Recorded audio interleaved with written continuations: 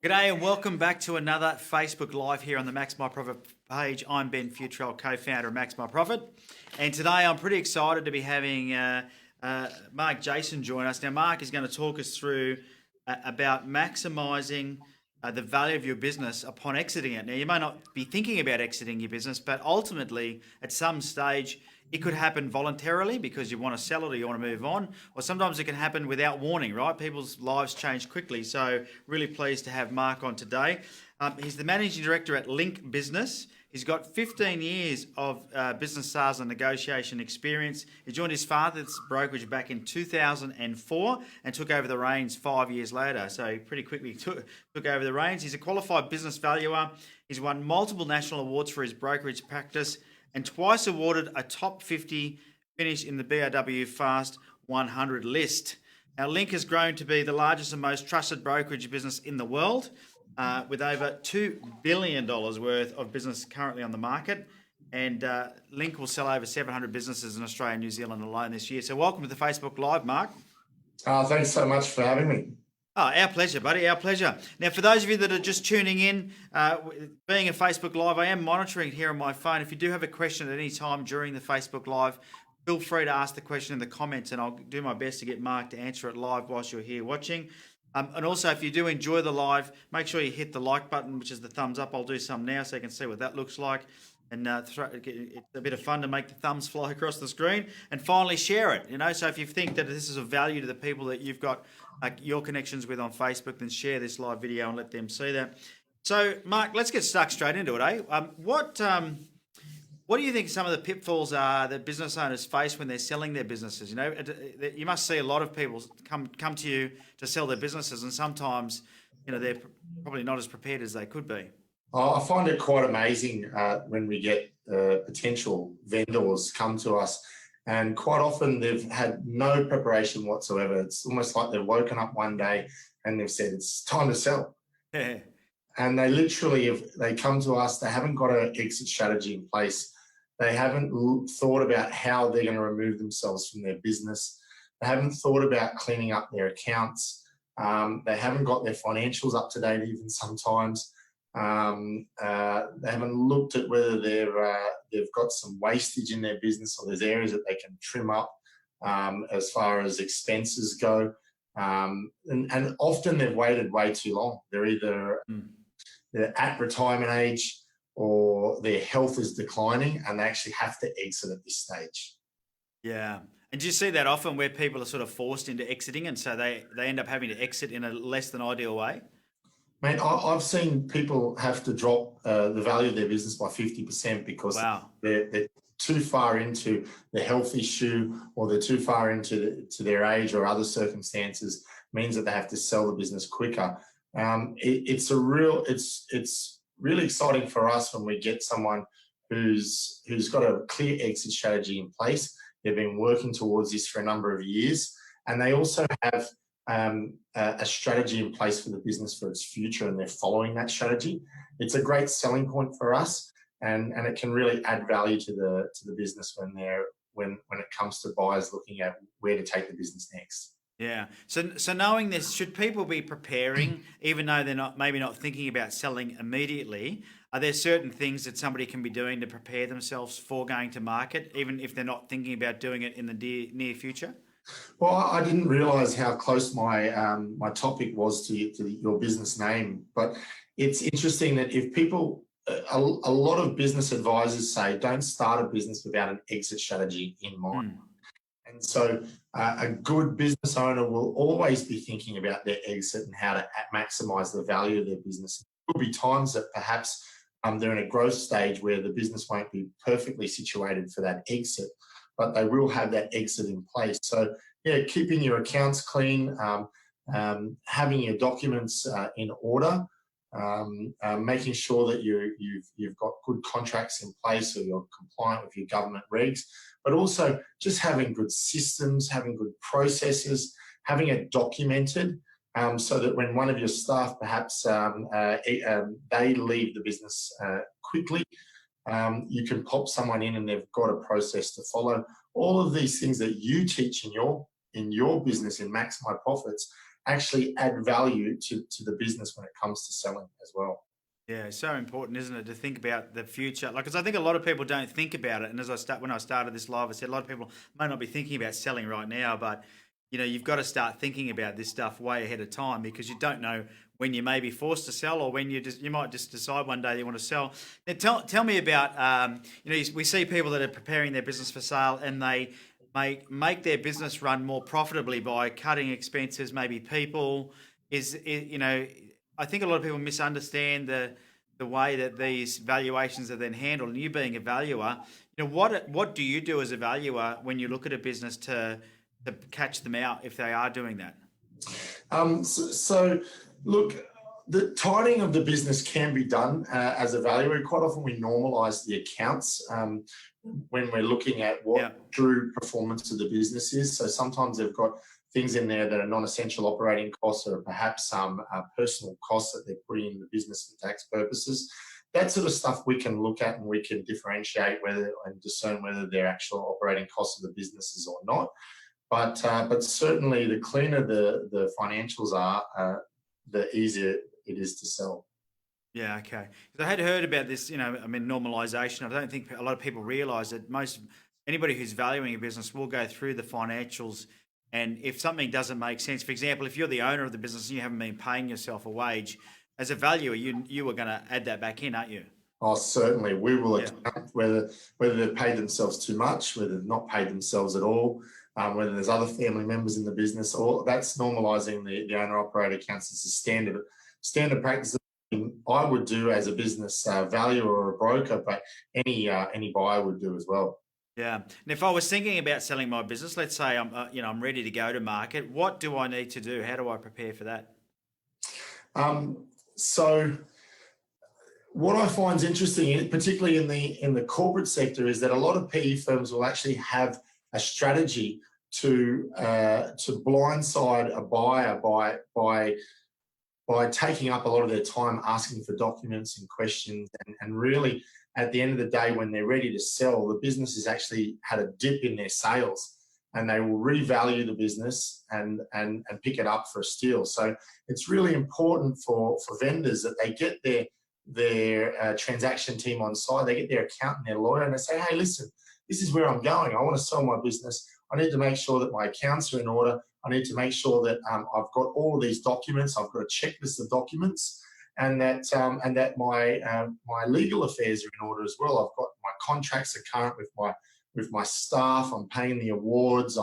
My contractors are in place.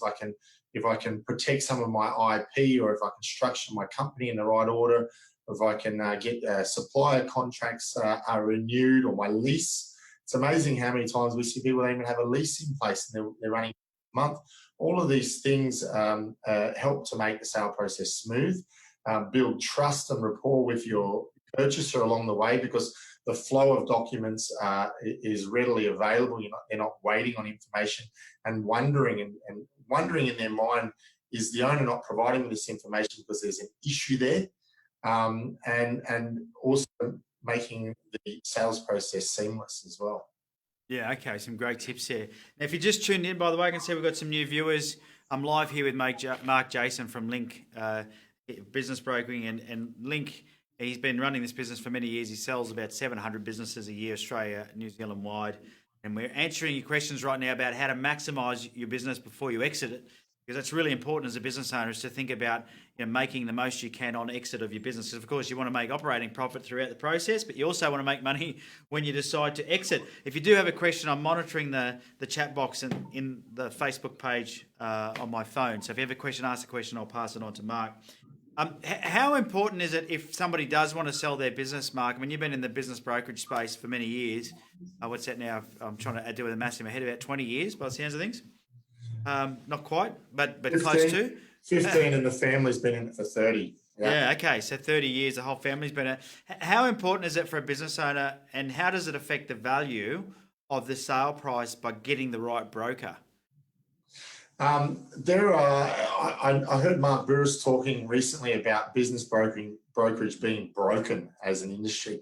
And you know what, I actually agree with it in some way. And it was 15 years ago when I started, that I realized that there was a massive opportunity, because there's a lot of brokers out there that are really stuck in the dark ages as far as how they go about selling businesses. Yeah.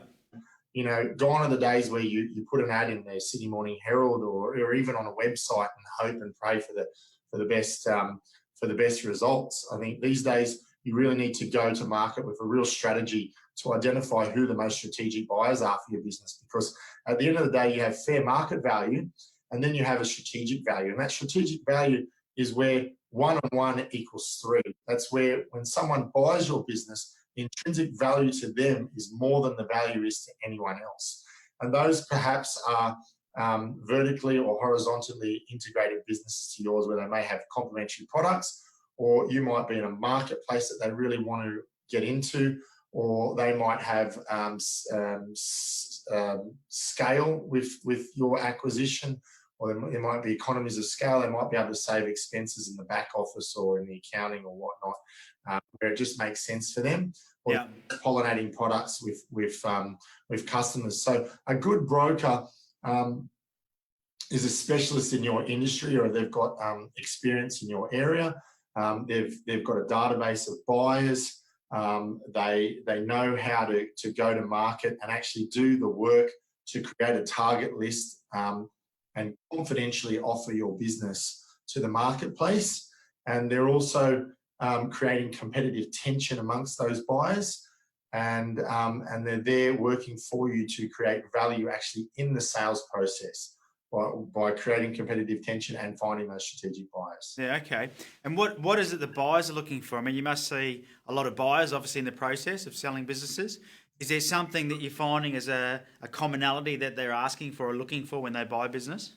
Yeah, sure. They don't want to see an owner operating being true intrinsic in the operation of the business.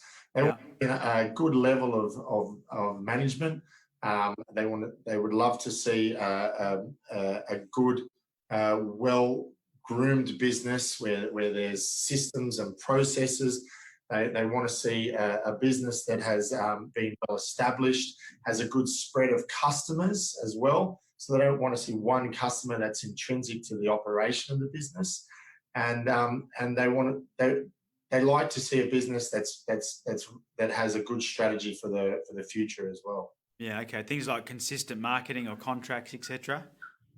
Contracts, supply agreements, a good upward tick in the performance of the business, not one that's declining, one that's got good margins, a stable staffing base. All of those things help.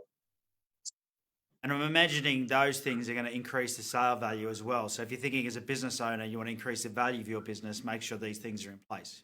Yeah, so on the inverse, when you're going to market, you want to make sure that you don't have one customer that's intrinsic in the value. You want to make sure that all of the IP is not up in your head, that the IP may be protected also through your structures and whatnot, and that you do have systems in place to ensure that your business is well managed on the way forward, and you've got a great strategy for the future and you're following that strategy.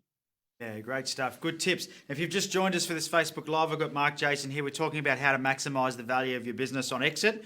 And I know you might be not thinking about exiting your business right now, but it's really important that you think about how to maximise the value should that happen. And, we've already talked about the fact that it can happen, with planning, but it can also happen without planning. People sometimes are forced to exit, and you want to make sure you maximise the value. So this is going to be, I don't know, an easy question or hard question to answer, but who are the best buyers? Like when you're looking for buyers and you're putting your business to market, is there a particular type of buyer you want to hear about? Foreign purchases? Is it somebody who's already in your industry that wants to grow? Or how do you go about finding the best buyers? So look, a trade buyer or your competitor is a good buyer, but a lot of businesses don't want to go to that person directly, or the direct competitors. Quite often we have to look for people that have got synergies with the business. I'll give you an example. Recently we sold an air conditioning business for 10, 12 mil. The direct buyers in Sydney didn't want them to know, so we started looking for people with complementary businesses, whether it was ducting or maintenance or that sort of thing. And then we also looked in Melbourne and Brisbane for people who were in the same market that perhaps wanted a footprint in Sydney.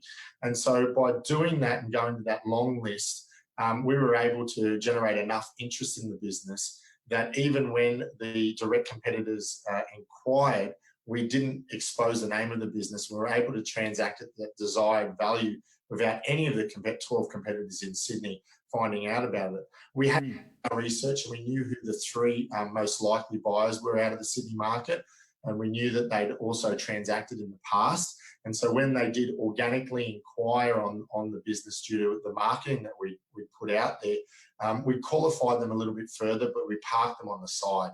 And what would have happened if we only had perhaps one buyer out of the Melbourne and Brisbane markets, we would have had a conversation with our vendor and said, look, out of these three that we've qualified, maybe we need to bring one of them in to create that competitive tension and push the price up. But as it turned out, we didn't have to do that. Now, at the moment, we're finding that PE firms, private equity that is, and public companies are paying really good multiples. Now, what you'll find is the PE firms are a lot of private wealth, and they're looking to get a return on their investment. And in the other markets that people are investing their money at the moment, there's not a great return. So a PE fund that's being deployed really well is producing great returns for them. So the PE firms are paying really good multiples.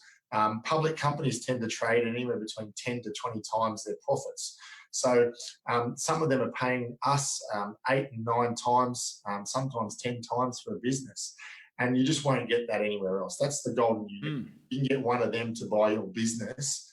It's fantastic. But when we go to market, we will actually go to them a little bit later in the process so that we've got other buyers in play, again, creating that competitive tension and adding value in the sales process. And so in a recent situation, we had a RTO for sale. We had an offer on the table at 40 mil, which is what our fair market value was for the business. The owner was ready to go for that, but then we brought in some other buyers that were public companies and PE firms, and then that pushed the offer up to 52 mil. And that's that's where we make our money really by pushing the value up. And that's a good reason, obviously, to find yourself a good business broker. Now, if you are just tuning in, I can see a few more people joining the live. I'm here with Mark Jason from Link Business, and Mark is a very experienced business broker, and he's part of Link.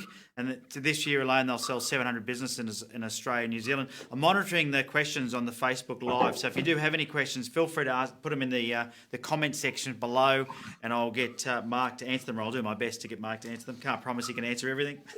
So far, you're doing well, mate. Thanks. So there are a couple of things you mentioned in there that I think are a bit jargony. We might need to clarify. So you mentioned the word multiple as they were paying multiples. Maybe just explain that. So your business has a profit that comes out the bottom line, and we'll normalise that, make that look as good as possible. But a multiple is basically how many times your profit someone's willing to pay for your business. Now, the inverse of that is a return on investment for an investor. And when you look at property, typically commercial property will provide a return on investment of maybe 6 or 6.5 times. Now, a business, because you're going to be managing the business and there's more risk involved in it, then the multiple is going to be higher. But I spoke to you previously about a public company paying 8, 9, or even 10 times multiple. That a 10 times multiple is a 10% return on their investment. But when they're trading at 20 times, their net profit, so their share price is being traded at 20 times their net profit, they're actually doubling their money once they buy your business. So that's the golden goose for us. If we can find a public company to buy your business, then everyone's a winner, really. Yeah, okay. And what about businesses that aren't making a profit? Can you still sell those at a decent rate or not? I've sold those way too many times in my career. And look, we've had businesses losing money that we've sold for hundreds of thousands of dollars, even millions of dollars. We're pretty good at extracting value, whether it's just the asset value of the business. And some of those assets, the value can't be realised if it was a fire sale or if they were taken to auction. So, as a going concern entity, we can find buyers that see strategic value in that above and beyond the assets, those assets being sold or liquidated at auction. And we can often sell those businesses, even if they're losing money, for a tidy sum. Yeah, okay. And what about goodwill? You used to see the ads you talk about, used to be advertised in the paper. You go to the business for sale section, stock of value plus goodwill value. I mean, how do you value that? So as a valuer, goodwill really is the difference between what we perceive the future maintainable earnings of the business is. That's a jargon for basically what do we put a value on it due to the risk profile of the business. What's our value minus the assets, and the goodwill is the leftover component. And a lot of people have this misconception of what goodwill is. Goodwill really is what the difference between your assets and what you end up getting for the business. A lot of people think the goodwill is this magical thing that the number of years I've put into it and the hard work that I've put in it that I haven't been paid for, I haven't realised is the goodwill. And sometimes businesses don't have goodwill. That's the truth in it. Sometimes they have a massive amount of goodwill. Really, it's in the eyes of not the beholder, but the buyer at the end of the day. It's always what someone's willing to pay for it, isn't it? I mean, it's a bit, unlike property, where property is certainly easy to value because, you can look at, similar properties in the same area selling, and the bank will use that as a judgment as well to lend money, is where in business it's a bit different, isn't it? So true. And a lot of people don't know how to value a business properly. And it's a perennial issue that we have with accountants valuing businesses. At the end of the day, most of them don't have comparable sales. And you talked about property there. And quite often people will say, look, your house is worth X because we sold that one down the street and that one sold for this and this one sold for that. And they look similar, don't they? And it's what we call comparables. Now, no one really has a proper comparable database. Link have a database of 7,500 transactions in Australia and New Zealand that we've sold ourselves. The AIBB, the Australian Institute of Business Brokers, has a database of about 950, half of which I personally put in there. And so when it comes to actually valuing businesses, we have the best data available in the world to be able to compare apples with apples. And so we're getting about a 5% variance on our valuations compared to what they actually transact for. So we're highly accurate in that. But then we go one step further and we try and find that strategic buyer that sees a higher value than what the market's willing to pay as well. So somebody wanting to find out the value of their business, what's your recommendation to them? It sounds like maybe don't go just to your accountant, but talk to somebody else? Yeah, look, unless someone's actually got comparable sales data, they're really plucking a number out of the sky. Mm-hmm. Valuations are subjective to a degree. There is a fair bit of subjectivity to it, but we follow a process. We've built our own proprietary software, and we have that massive spread of comparable sales to go to. So we're actually going to start selling our data to accountants soon. And our software, because it is highly accurate, and we find that they do have a massive variance in how they value businesses. So we're actually going to start selling it to them soon because information. So when it comes to selling a business, there's different ways that you can structure a business sale, isn't there? Can you maybe talk us through some of the different options and how that affects the sale price? Yeah, sure. Look, everyone would love the money up front. Hand me the money and I'll hand. Absolutely. Feels good. Certainly that's the way we like to do business, but quite often there's a spread between what the market's willing to pay and what the owner wants for the business. So that's where, if our value add in the sales process hasn't created all that competitive tension, we need to structure the sale a little bit differently to extract the maximum value out of that. Now, when we're selling to private equity firms or we're selling to trade buyers, quite often they're going to want to see the owner in the business for a little while. If we're doing a stage sale, that's typically where we'll sell 80%. We'll get you the current value of the business now for that 80%. And then ideally when you exit in 3 to 5 years' time, again, you get that value again because the people that have bought the 80% have added value, whether it's through capital expenditure, that's money pouring into the business to help it grow, or through their expertise or whatnot, or their governance, or the doors that they can open increase the performance of the business in that period, and then ideally you exit for that same price again on the 20%. That's a great way of structuring. We see that done a lot with private equity firms. Or we look at what's called where we're basically we're doing an earn out on the business, right? So you're saying that the business is going to continue to grow at 20% for the next year because we're doing this and we're doing that, we're introducing this service or this product, or we've got these new clients coming in or whatnot. And so the buyer says, okay, well, we'll pay you 70 or 80% now, and you get your other 20% if you hit those targets in the next 12 to 18, sometimes 24 months. Yeah, okay. So sometimes it's different structures. All right. Yeah, so that earn-out can work actually quite well for the vendor. If he hits those targets, if he goes over, he might even get more. Yeah. If he goes under, he might get a little bit less. Yeah, but at least it sounds like you're sort of shoring up the market value first anyway. You've got to bring both parties together, and if they don't see, if they're not seeing eye to eye, then you've got to get a little bit creative with how you structure that deal. All right, and I can see we've still got people joining us, which is great. Thanks for joining us. We're at the tail end of this, so you'll be able to go back and watch the whole live once it gets released by Facebook as a recording. But if you do have any questions for Mark, I'm here with Mark Jason from Link Business. Throw them at me, guys. Yeah. throw them at him. He's here live. You can ask him any questions you like about selling your business. But I've still got a few questions here that I can ask. What industries are hot right now? Is there any that are hot and any that are not?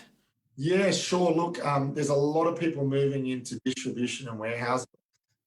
You'll even see some of the big property owners selling out of shopping centres and selling out of retail and moving into warehousing. Warehousing logistics, the automation that's going on in that area is really big at the moment. And certainly whenever we've had one of those businesses come on, we've had a lot of buyers for them. At the moment, with the softness in the real estate market, we're seeing a lot of interest in rent rolls, and we'll have 20 buyers on a rent roll if we get one of those. Anything e-commerce is selling quite well for us. Anything to do with online, even ISP providers, e-commerce sites, a lot of buyers for those and good multiples. SAP, which is your software. Software sold on a monthly subscription. That plenty of buyers for anything like that. Health is another area that we're finding really good interest, particularly because we're getting really strong finance from the banks in the health area. So we're getting up to 100% finance on any health purchases. So that's really helps with the flow as well. And then your traditional sort of manufacturing, wholesale distribution, import distribution businesses also as well. Good strong buyer interest from those areas as well. Yeah, it's interesting as the markets change, isn't it? I mean, you mentioned people getting out of retail, e-commerce doing well, health doing well, and then of course logistics doing well because e-commerce requires all these 3PL companies to do the logistics for them. So you mentioned finance there as well, like strong finance in the health industry. Is finance still going strong in business buying? Because I know with property, they really tightened up with that whole inquiry that happened in the finance sector. Has that affected the business purchasing? Yeah, look, finance affects valuations, and it mainly due to the buyer demand. If the financing is not there, then the buyers are typically going to be less buyers or not there as well. So what we found 2 years ago when APRA put their clamp on investment lending, that was 2 years ago now. For some reason, because the banks do so much property, they saw business loans as investment loans, and that really slowed down the transactions for that buy yourself a job market. But we've seen, particularly also since the election, we've seen a lot more interest in that area, and APRA's reduced their restrictions on investment loans and on some of the loan criteria. So we're starting to see money flow again into those areas. We did move into some second tier lending for a while there. So the banks weren't lending because they also had that whole Royal Commission hanging over their heads and they were quite scared to lend. So We had a lot of the second-tier lenders, the building societies and whatnot, coming in as that alternate finance, and that was at a higher margin. It's interesting, when people get used to paying 6 and 7% interest rates, how adverse they are to paying anything more when the home loans have been low for so long. But certainly that market's coming back now. You just need to know where you go and how you structure the finance, because if you go to your bank, typically they're box tickers for anything under about 2 to 5 mil. Anything under that, they just sort of tick a box, and if it doesn't tick the box, its computer says no. So you really want to go to a savvy commercial lender who understands what LVRs, loan to value ratios, they need to put in, because when you're doing a business loan, there's about 3 different LVRs that they need to balance them out so that the bank says yes. So certainly going to a really strong commercial lender is going to help you with that, and we can put you onto the ones that we use anyway that we know will get deals through. Great. Well, it's probably a good segue because we're just about out of time, and I'm not seeing any questions in the chat box, but if anyone has got a question, pop it in there now. It's a good segue though, mate, because we are just about out of time. If people want to find out more, I guess if they want to get their business valued, or if they want to think about trying to buy another business, maybe they want to expand by acquisition, how can they get in contact with you, buddy? On our website, or which is linkbusiness.com.au, you can give me a call directly if you like on 0405 555 480. Or email me at mark.jason, that's Mark with a K, .jason at linkbusiness.com.au. Great stuff. And I'll get the team to pop that into the comments below this video, so you've got all those details. If you're watching this video, you'll be able to go straight through and contact Mark. Mate, I can't thank you enough. I know you're a busy man. It's great to have you on the live this week to share your knowledge, buddy. Thanks so much for having me. I really appreciate it. It's a great job you're doing there at Max My Profits. I think everyone should be looking at how they look at their business from a strategic point of view, and how they add value, whether it's for sale or whether it's just for their back pocket. Yeah, and I think, it's interesting. I started the live by saying this to you. I think everyone should be building their business as if, imagine if you're going to sell it, because eventually you're going to want to exit. And I think so many business owners don't think about an exit strategy. So I think it's a really powerful topic, and I don't think it's one that many business owners get educated enough on. So really appreciate your time, mate. And I know that anyone who contacts you, you'll be more than happy to help out. Thanks very much. Thanks for having me. All right. Thanks for joining us this week for the live video here with Mark. It's been a lot of fun, and we've learned a lot. I've learned a lot. I always learn a lot doing these Facebook Lives, so hopefully you learn just as much as I do. Keep an eye out on the Facebook page for our upcoming lives. We have them on regularly. We tend to have someone like Mark come on once a week, who's an expert in a particular industry. So make sure you keep a lookout for those. Plus, you can always scroll down, or if you click on the videos link on our Facebook page, you'll be able to see all the past Facebook Live videos that we've done and have a watch through. We've had some great people, just like Mark, come on and share their knowledge. So thanks again for joining us. Hopefully you've enjoyed it. I've been Ben Fewtrell. You've been fabulous for coming and joining us for this live. See you next time.